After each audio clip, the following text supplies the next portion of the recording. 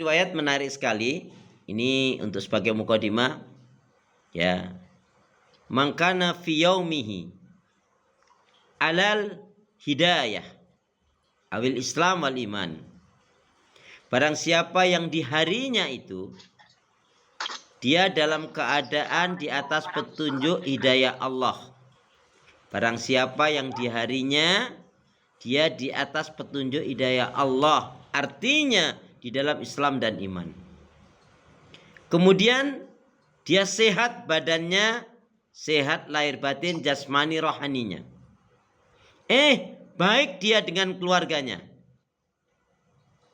Kemudian yang dimakan halal ada. Bukan hanya sekedar yang dimakan, tapi yang dimakan halal ada. Dan dia tidak terlilit hutang. Andaikan dia punya hutang pun bukan hutang yang menyusahkan dirinya, maka seolah-olah dia telah menggenggam dunia ini ada di tangannya. Ya. Jadi artinya ini harus kita syukuri, alhamdulillah Allah memberikan petunjuk hidayah dalam Islam dan iman kepada kita. Yang itu tidak diberikan Allah kepada semua hambanya.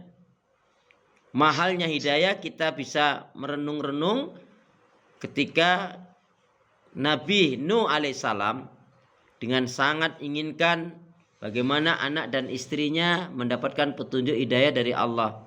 Tapi juga enggak diberi petunjuk hidayah oleh Allah dalam Islam dan imannya. Ya. Kemudian Nabi Lut, istrinya malah dia menjadi pelopor lesbi atau pendukung lesbi, juga tidak beriman. Nabi Ibrahim, ayahnya malah menjadi produser dari berhala. Ya, juga tidak mau beriman. Bahkan paman Rasulullah sendiri pun yang jelas mati-matian pun tidak mau dalam Islam dan tidak mau menerima risalah tauhid yang dibawa oleh para nabi dan rasul. Jadi kita bersyukur kepada Allah, kita ini bukan siapa-siapa. Kita ini keponakan Rasul juga enggak. Tapi Allah memberikan hidayah kepada kita. Maka hidayah Islam dan iman yang Allah berikan kepada kita ini patut wajib kita jaga, kita pelihara, kita pertahankan hingga hembusan nafas yang paling akhir. Maka sebenarnya ada rumus yang hendaknya kita di mana pergi selalu kita ingat 3 ayat tentang kematian. Ya. Jadi di mana saja kita pergi, alangkah baiknya jika kita mengingat akan 3 ayat tentang kematian.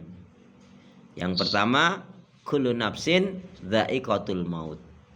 Setiap yang berjiwa pasti akan mati. Nah, kata-kata mati. Ustaz pelan-pelan. Baik. Jadi saya ulangi, upayakan di dalam perjalanan, lebih-lebih kita safar, maka ingatlah selalu 3 ayat tentang kematian. Kenapa? Ketika kita mengingat 3 ayat tentang kematian ini, insya Allah kita akan hati-hati, kita akan mawas diri, dan insya Allah kita nggak akan melakukan yang dilarang dan diharamkan Allah.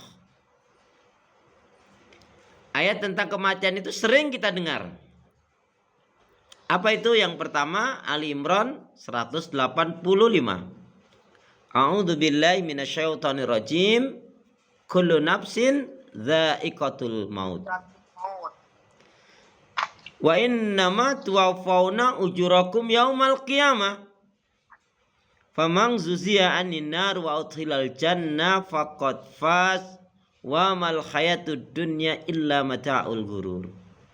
Setiap yang berjiwa pasti akan mati. Ya, setiap yang berjiwa pasti akan mati. Apa kata Imam Ghazali menjelaskan ayat yang mulia ini dengan mengatakan kata-kata pasti itu artinya dekat. Sesuatu yang paling dekat dari kehidupan kita adalah kematian.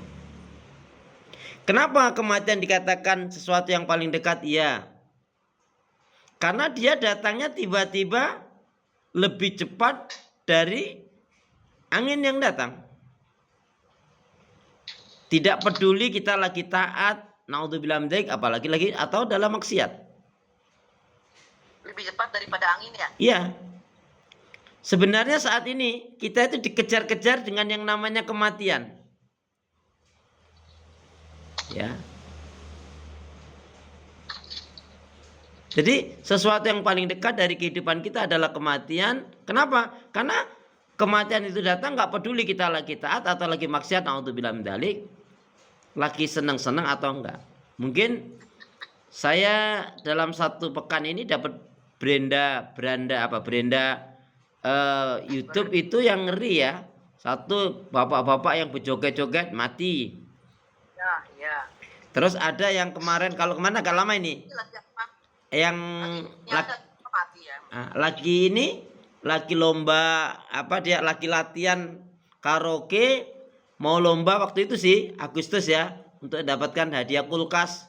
Itu suami istri itu berduet latihan, pas latihan suaminya mati. Nah, yang baru-baru ini ada emak-emak itu dia lagi live mau buat apa masakan atau apa, ya itu mati, cuman ya lagi nyiapkan atau lagi baru nunjukkan. Kenapa mati itu? Kepalanya ini nyebur di nggak tahu panci itu airnya panas atau enggak, tapi mati dia. Nah, makanya Nabi termasuk mengatakan orang yang cerdas dari umatnya Nabi adalah orang yang banyak mengingat kematian, kemudian dia yakin dengan kematian itu, dia mempersiapkan dengan amalan yang terbaik. Dan mohon maaf, jangan tertipu dengan yang namanya umur. Karena orang mati nggak harus tua dulu. Apalagi yang sudah tua, maaf ya. Ya, jangan tertipu dengan yang namanya umur, karena orang mati nggak harus pakai tua dulu loh. Apalagi yang sudah jelas-jelas sudah tua. Masya Allah. Jangan tertipu dengan yang namanya kesehatan, karena kematian tidak harus sakit dulu. Ya, saya mendapat cerita juga dari seorang murid. Jadi suaminya itu baru datang menjelang maghrib. Dia bilang, "Ma, aku kayaknya masuk angin, tolong dong kerokin." "Oh ya, ya, buatin kopi atau teh begitu." Istrinya ngerebus air, ya. Di depan rumahnya tuh ada yang jual ini, ya nggak jauh rumahnya itu, di depan rumahnya lah. Itu ada yang jual jamu itu. Jadi suaminya sholat, kemudian ibu itu ngidupin masak air, merebus air, dia keluar sebentar, ya, dia beli jamu, ya, dia beli jamu di depan rumahnya itu, ya, karena rumahnya gang itulah, beli jamu gitu di warung. Pulang dilihat suaminya itu, dilihat kamar, dikira tidur istirahat. Ya sudah, istrinya langsung buatkan ya jamu seduh itu loh, Bu. Ya, jamu seduh dibuat, dia masuk. Ya, Pak. Ternyata sudah meninggal. Ya. Jadi istrinya itu nyeselnya, aduh kenapa aku tadi ketika suami minta dikerokin tadi, kenapa nggak tak kerokin langsung ya? Jadi ya kan namanya walaupun dikerokin langsung jatahnya. Cuman itu, ya pertemuannya kan singkat sekali. Masuk rumah, "Ma, aku kayaknya masuk angin, ya buatin kopi deh atau jamu lah." Karena di depannya itu warung lah gitu, dia beli jamu yang serbuk itulah gitu. Dan ngidupin kompor kan berapa menit, keluarnya cuman depan rumahnya nggak jauh. Suaminya sholat, tapi sholat ya di depan, ya istrinya juga ngeliat ini paling tiduran gitu kan. Dia nyiapin minuman, dipanggil sudah innalillah. Ya. Jadi kita ketika bicara kematian ini betul-betul sadar kalau kita ini memang nggak ada apa-apanya. Maka kita nggak bolehlah bergaya-gaya, nggak bolehlah sombong, nggak bolehlah kita lupa, jangan kufur, ya. Ayo kita maksimalkan. Maka ketika kita memahami ayat kullu nafsin dha'iqatul maut, setiap yang berjiwa itu pasti akan mati, di situ kita yakin yang paling dekat dari kehidupan kita adalah kematian. Nah, kalau yang paling jauh dari kehidupan kita apa? Masa lalu. Yang nggak akan kembali. Cuman yang saya garis bawahi, yang paling penting ini. Karena sesuatu yang paling jauh itu adalah masa lalu, maka apa? Jangan pernah kita membanggakan kebaikan-kebaikan, mengingat kebaikan-kebaikan yang pernah kita perbuat di masa lalu. Rahasiakan betul, jadikan itu amalan yang istimewa, nggak perlu cerita ya, nggak usah ceritain.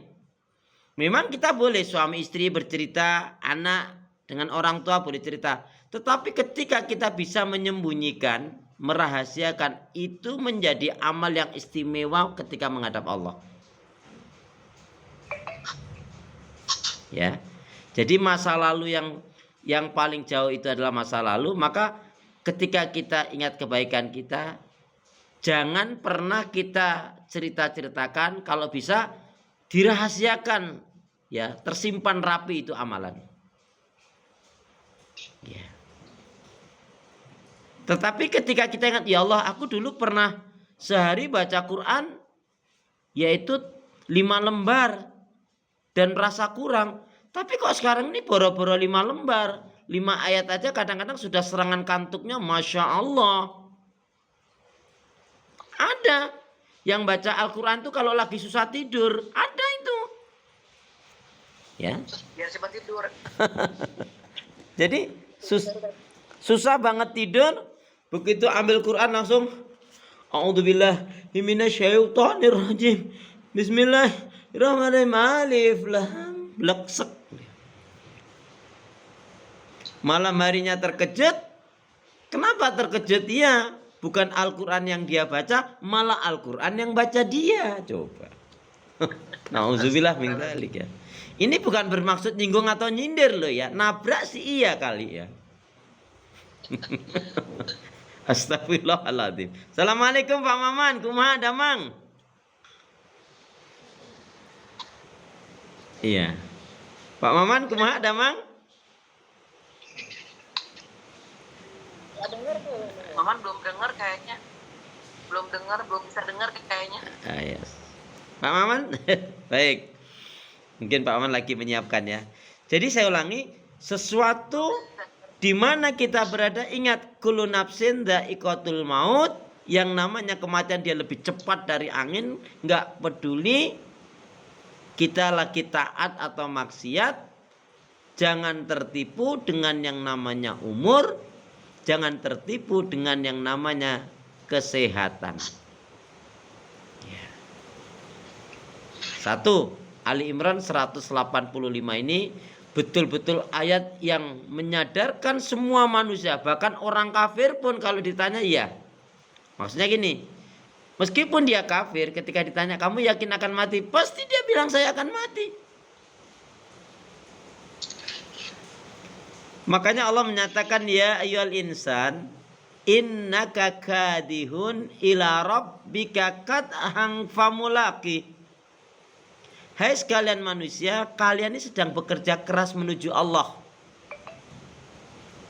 Ada yang menuju Allah dengan taatnya, dengan imannya, dengan ibadahnya, dengan melakukan banyak kebaikan.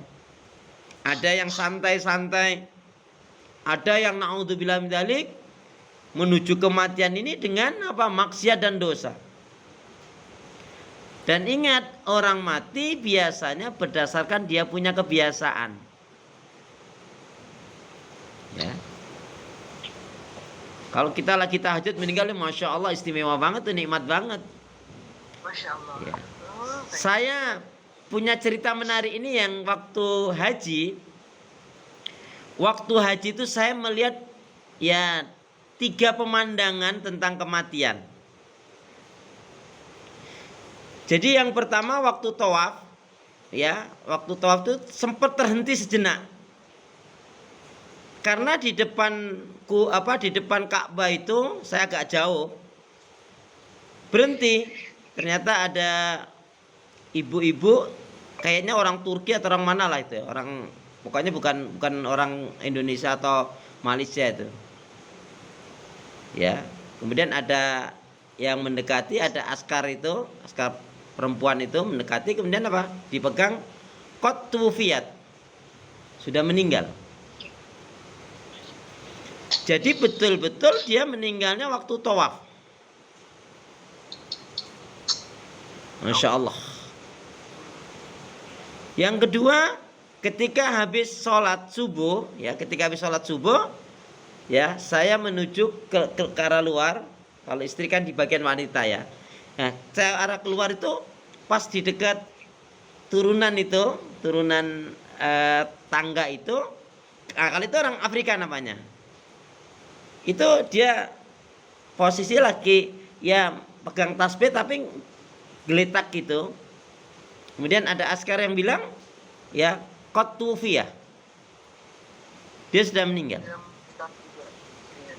Itu kalau saya melihat sekilas, itu saya melihat betul kalau itu. Kalau itu yang tadi itu saya agak jauh. Tapi kalau yang ini saya melihat betul, itu dekat sekali. Saya memperkirakan dia nampaknya habis sholat subuh terus lagi ya pakai tasbih itu zikir. Mungkin saat itulah meninggalnya. Nah, Enak tapi enak banget ya. nah itu Masya Allah kan. Dan itu Masya Allah fi yaumil Jum'ah lagi, pada hari Jumat. Oh, Masya Allah. Nah, yang satu lagi pemandangan itu nggak hari Jumat ya, itu sore ya, itu hari, lupa saya harinya, itu hari Senin atau apalah. Itu betul-betul dua mayat itu dibawa ke arah Masjidil Haram. Jadi waktu masih di pelataran, ya, saya dengan istri saya ngelihat itu. Yang depan itu laki-laki jelas karena nggak ditutup, ya. Nah kalau yang perempuan itu kan ditutup, ya. Nggak tahu itu suami istri atau enggak, tapi yang jelas itu laki perempuan. Oh, ya Allah. Kalau orang lagi haji kan dia meninggal itu kan dia masih pakai kain ihram kok. Ya Allah. Jadi memang betul-betul kita itu harus banyak ingat kematian, karena orang yang betul serius mengingat kematian, dia akan menyegerakan tobat, dia akan serius melakukan amal. Dia hanya berpikir, jangan-jangan ini hari terakhirku, jangan-jangan ini hari terakhirku. Tapi jangan terus, jangan-jangan ini hari terakhirku, terus malah nggak makan. Udah dihidangkan rendang juga nggak dicicip, ya. Udah disediain martabak nggak disentuh, ya. Udah disediakan kebuli juga nggak dicicip, nggak. Jangan-jangan ini hari terakhirku. Ah, itu keliru. Ya. Ya, baik ya. Masya Allah. Jadi ingat, sesuatu yang paling dekat adalah kematian dalam kehidupan kita nih. Yang paling dekat dari kehidupan kita adalah kematian. Assalamualaikum Pak Maman. Gak denger juga ya kayaknya Maman ya. Iya kayaknya masih belum denger. Belum denger tuh, masih nggak bisa. Gak nge-WA gak apa gitu. Tadi udah WA kok. Pak Maman WA belum bisa belum kedengeran ya Pak ya? Belum ya, Man? Udah kedengeran, Man? Belum kayaknya. Iya, baik. Kemudian tadi yang paling jauh adalah masa lalu kita. Nah, masa lalu kebaikan amal soleh itu simpan betul, rahasiakan betul. Dan itu jadikan amalan yang istimewa. Ya. Baik. Kemudian yang kedua, ayat tentang kematian yang hendaknya selalu kita ingat, wala tamutunna illa wa antum muslim. Jadi doanya gimana agar mati dalam Islam, dalam iman dan husnul khotimah? Doanya gimana? Tamutunna. Ya, Ali Imran 102 itu. Ya ayyuhalladzina amanu taqullaha haqqa tuqatih.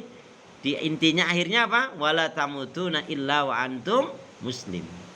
Jangan kalian mati kecuali dalam keadaan Islam. Nah, agar kita mati dalam keadaan Islam, iman dan husnul khatimah, doanya gimana?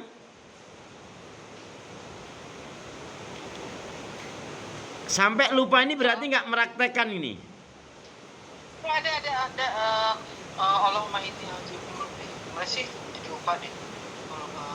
Doanya lupa ya Allah. Nah, ini nih kalau ditanya malah jadi lupa tuh bentar ya. Karena ini atau khotimah. Doa agar mati dalam keadaan Islam, iman dan husnul khotimah gimana? Allahumma ini as'aluka jannah wa na'udzu Allahumma ini as'aluka fi husnul khotimah wa na'udzubika min su'ul khotimah. Doa agar mati dalam Islam, iman dan husnul khotimah gimana? Kumaha Ibu? Yang Allahumma apa ya?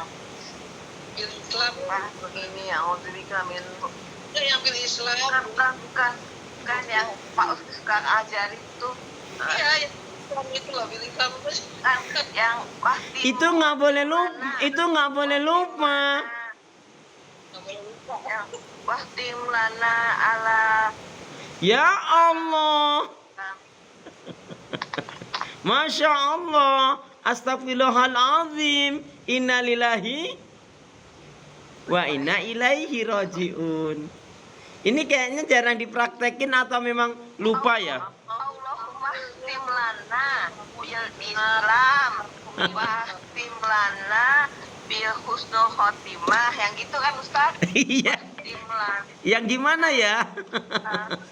Allahumma wahdim lana bil Islam iya wahdim lana bil husnul khotimah. Allahumma khtim lana bil Islam, wahtim lana bil iman, wahtim lana bi husnil khotimah. Husnul khotimah. Nggak boleh lupa itu. Itu cukup sekali dibaca ba'da subuh. Ya. Doa Allahumma khtim lana bil Islam, wahtim lana bil iman, wahtim lana bi husnil khotimah. Cukup sekali saja, cukup. Kalau dalam sujud bisa nggak? Boleh, nggak ada masalah. Nah gini, pahami ya Bun, Butia, pengertian doa yang di dalam katanya kita nggak boleh membaca Al-Quran. Ya, yang nggak boleh itu kita membaca Al-Quran di dalam sholat. Tetapi, assalamualaikum Pak Maman, Damang. Ya. Gini, saya ulangi. Yang dimaksudkan tidak boleh kita dalam sholat membaca Al-Quran. Ya. Tetapi kalau di dalam sholat kita mengambil pas doanya. Contoh di dalam sholat kita membaca Rabbana la tuzigh qulubana ba'da idh hadaitana. Assalamualaikum Pak Maman. Alhamdulillah. Tos tiasa ya nak, alhamdulillah. Damang. Alhamdulillah. Kemarin kemari Baya nggak jumpa Pak Maman, kemana ya? Kemana Pak? Ke Ini kok ada ya?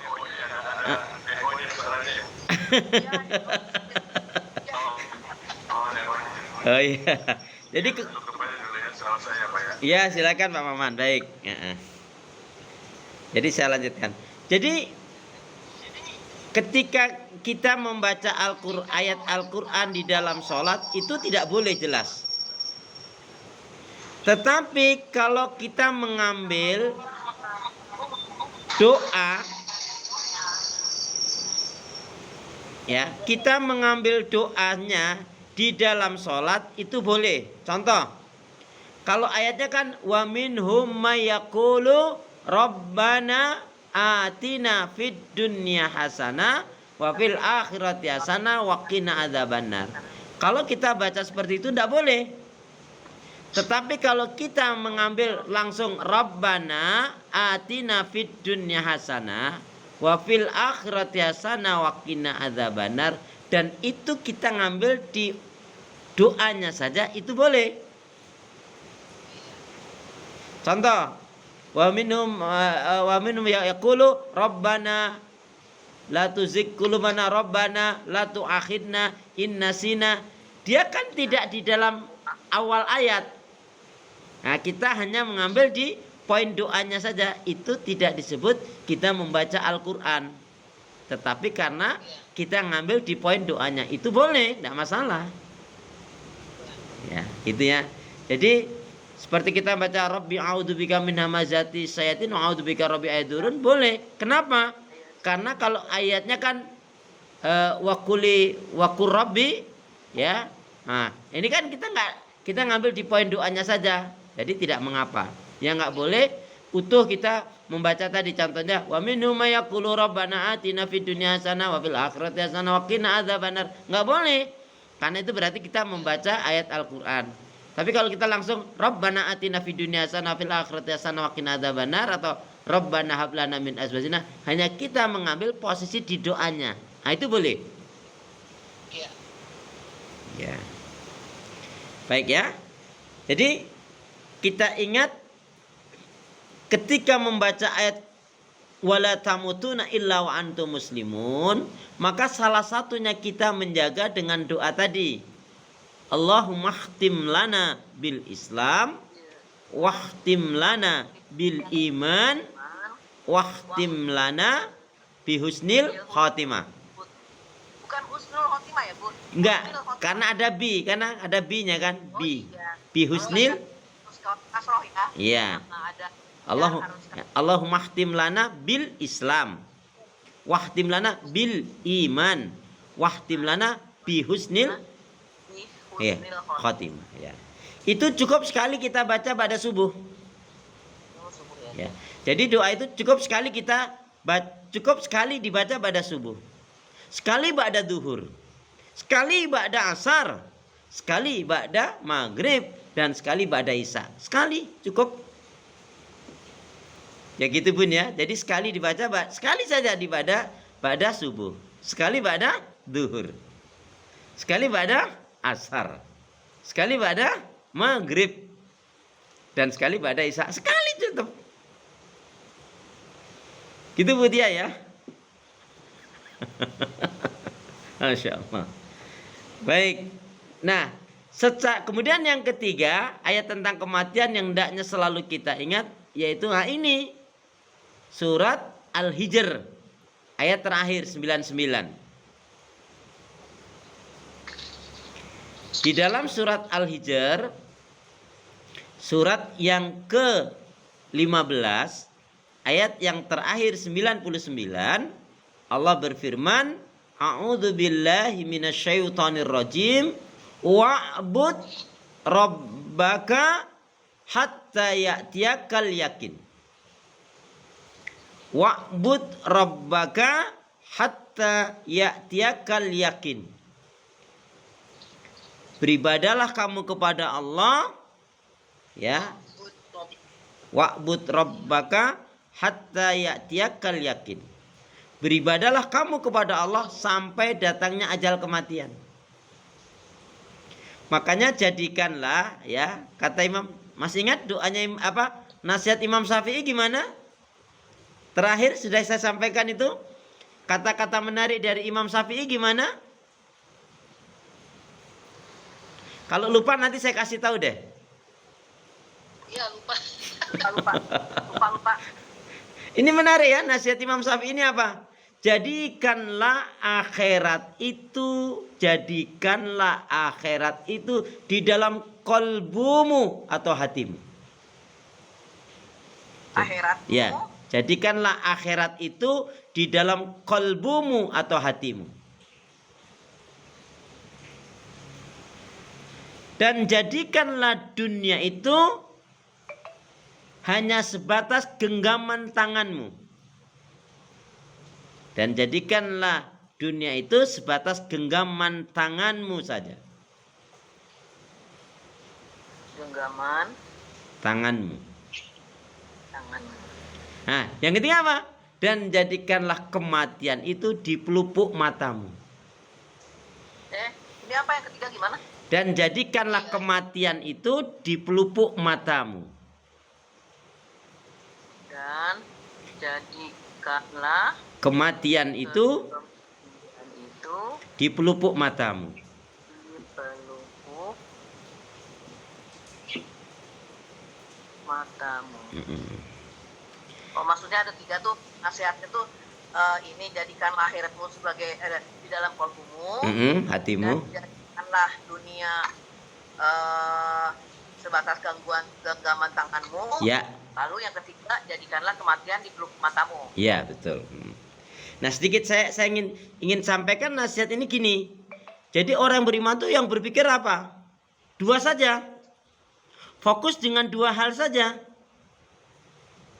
Apa itu? Bu Rini mau jawab apa itu? Apa? Orang yang beriman tuh fokus dengan 2 hal saja. Takwa. Ya, jawabannya cukup baik sekali, tapi mohon maaf bukan itu yang dimaksud. Anda boleh mencoba lagi. Ya, Bu Rini mau jawab apa ini, Bu Rin? Nggak dengar. Dimatiin.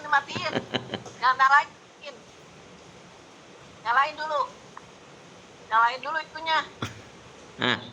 Ya, Bunda dia jawabnya salah, gimana aku?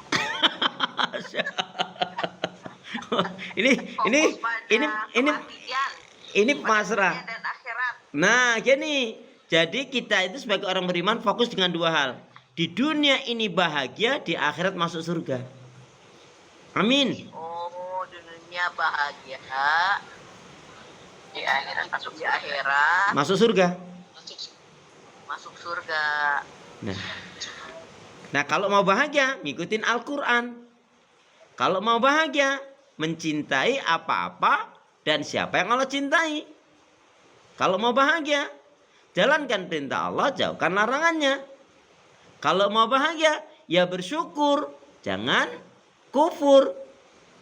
Kalau mau bahagia, ya tawadu, jangan sombong. Kalau mau bahagia, ya dermawan, jangan kikir, bakhil, pelit, medit, koret, kedengkut, sampilik garyang. Ya, kalau mau bahagia ya taat, jangan maksiat. Sombong tadi apa sombong? Sombong lawannya tawadu. Tawadu itu kan rendah hati. Ya. Tawadu, jangan sombong. Ya. Sekarang kalau orang pikir ya, dia punya duit banyak, punya kendaraan banyak, punya ini banyak, terus dipamer-pamerkan, untungnya apa? Ingat loh, yang halal dihisap, yang haram diazab.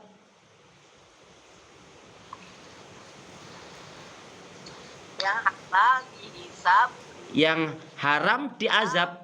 yang haram diazab. Iya.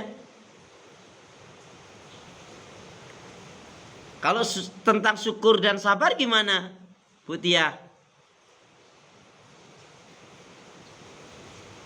Iya, kalau tentang syukur dan sabar gimana? Syukur dan sabar. Ya. Nikmat Allah. Harus syukur, harus bersabar. Syukur dalam nikmat Allah, sabar dalam cobaan, ujian. Cobaan. Ujian itu bukan nikmat Allah. Nikmat juga sih. Loh, jangan pakai si dong. Jangan pakai si. Ujian kan bisa kenikmatan, bisa musibah kan? Nah, terus berarti kalau tadi loh, kita merangkai syukur dan sabar tuh gimana?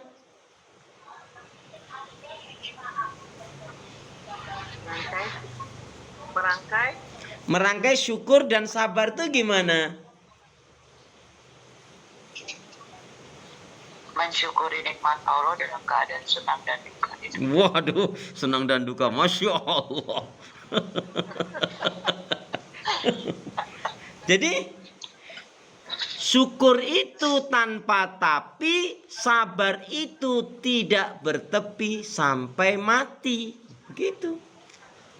Syukur itu tanpa tapi, tanpa tapi. Syukur itu tanpa tapi, sabar itu tidak bertepi sampai mati.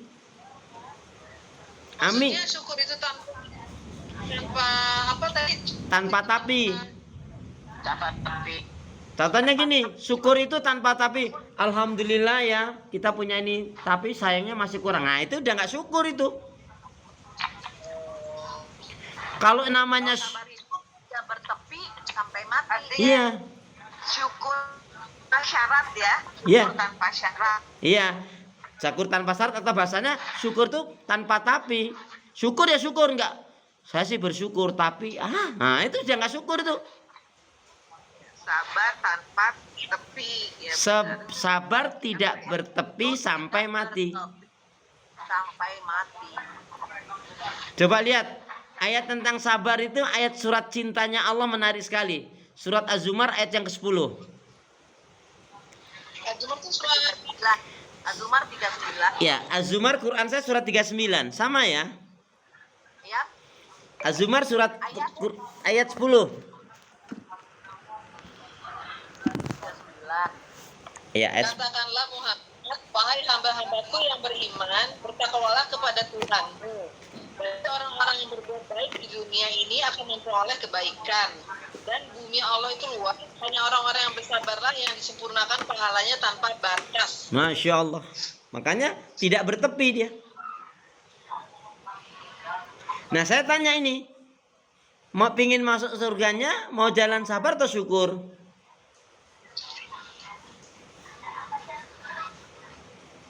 Mau masuk surga dengan jalan sabar atau syukur? Dua-duanya.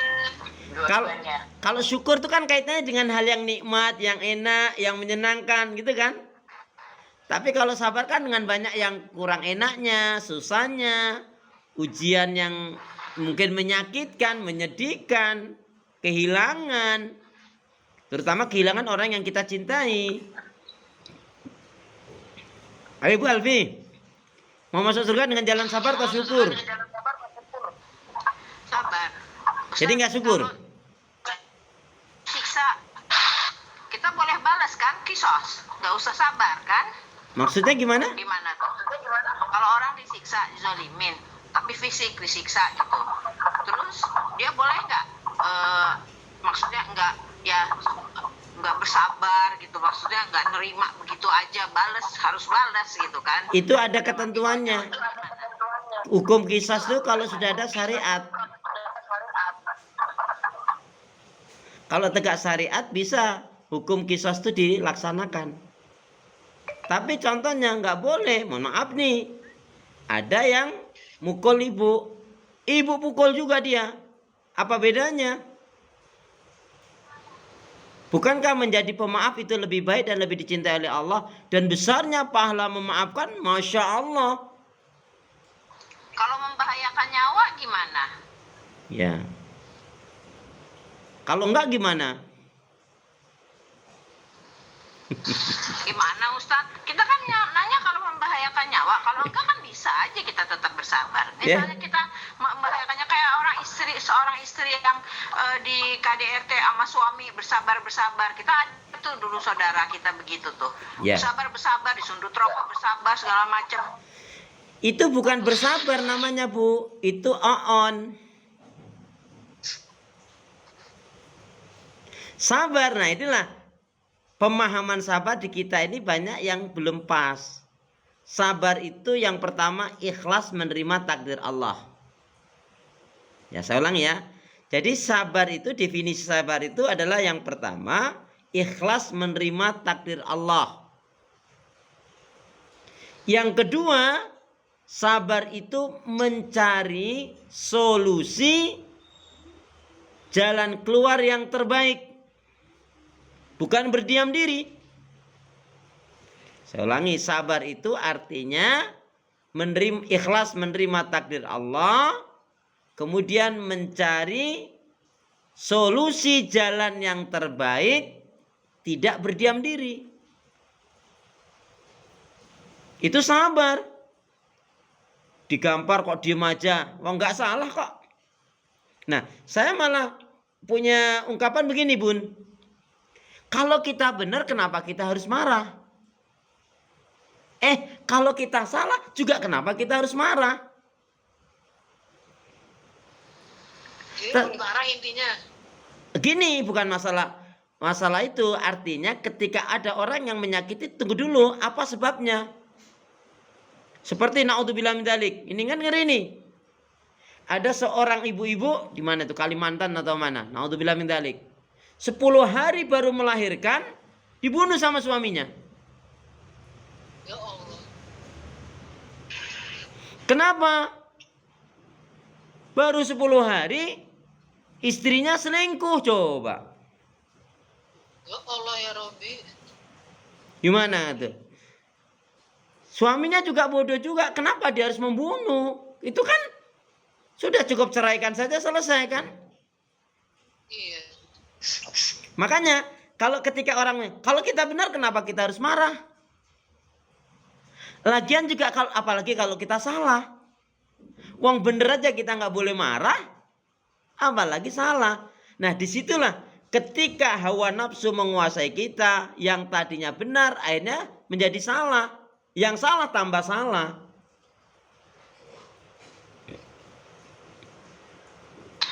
Kayak yang ngejarah-jarah itu ya Ustadz. Oh enggak.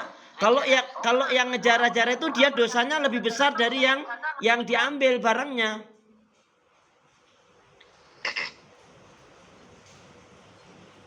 Ya. Apa? Saroni? Siapa itu? Saroni apa Saroni itu? Bun, yang menjarah itu dosanya lebih besar daripada yang dijarah. Mau tahu keterangannya? Halo? Ini keterangannya. Dia tahu ini haram. Kok dia ambil? Berarti kan lipat dia.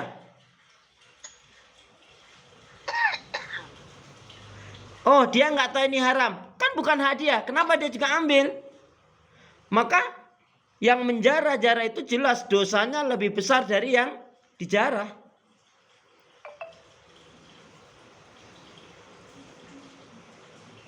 Nah, ada pengecualian. Dia kalau petugas, dia mengambil itu, kemudian akan dikembalikan ke negara untuk rakyat. Loh, itu jangan-jangan, mohon maaf ya, itu jeripayah dia bukan karena dia jadi pejabat. Nah, jadi yang menjarah itu jelas posnya dosanya lebih besar dari yang dijarah. Kan sabar 3 hal. Nah, ini Bu Tia yang jawab nih, atau Bu Mili nih. Sabar kan terdapat dalam 3 hal. Ayo pura-pura mikirnya, jangan terlalu lama. Dalam 3 hal? Ya, sabar itu dalam 3 hal.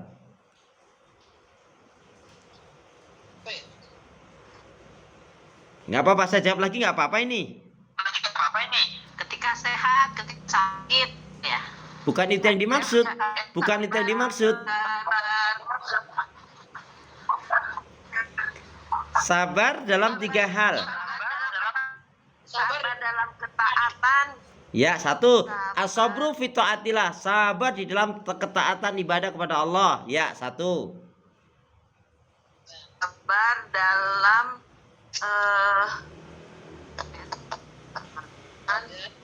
dalam hal lupa. Yang kedua, sabar di dalam meninggalkan maksiat dan dosa.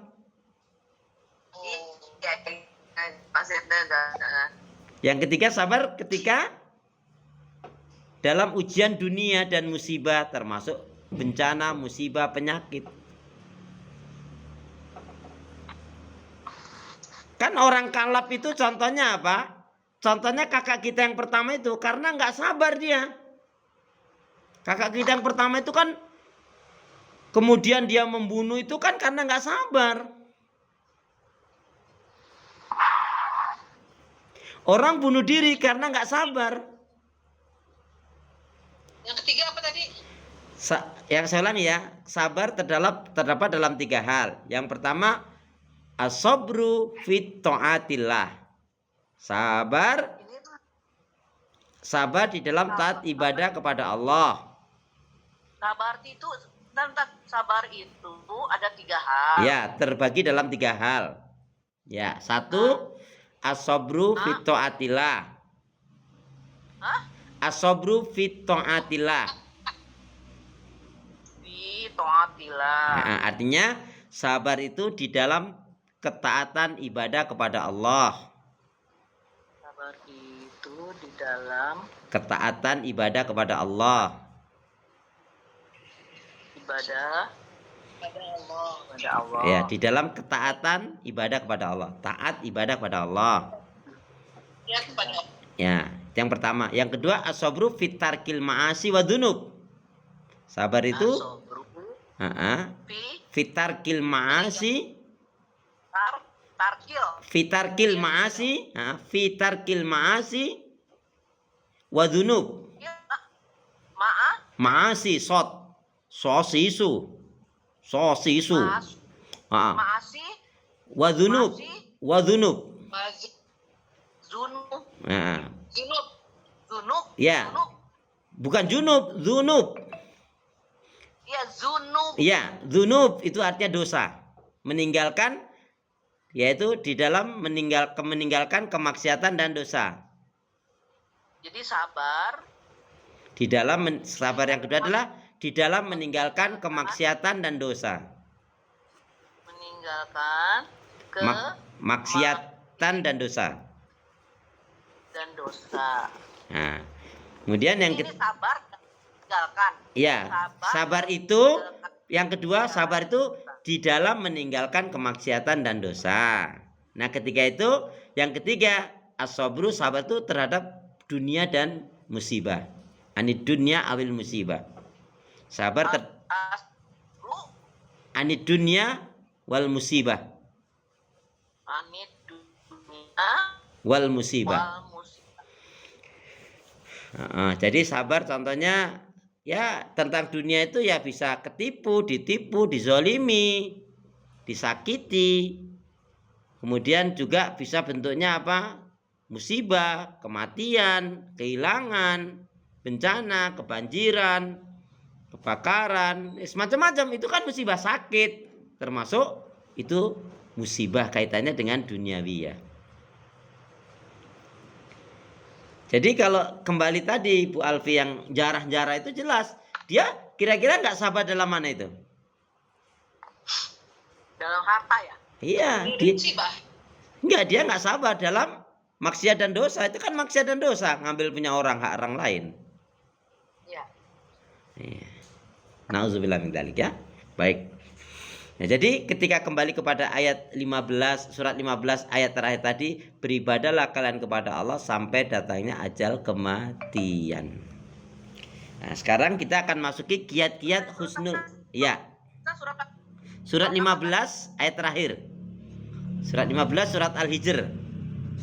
Iya. Ya, beribadahlah kalian kepada Allah sampai datangnya ajal kematian. Ya. Kiat-kiat husnul khotimah. Sekarang kita masuki pada kelanjutan dari keterangan tentang ayat, yaitu kiat-kiat husnul khotimah.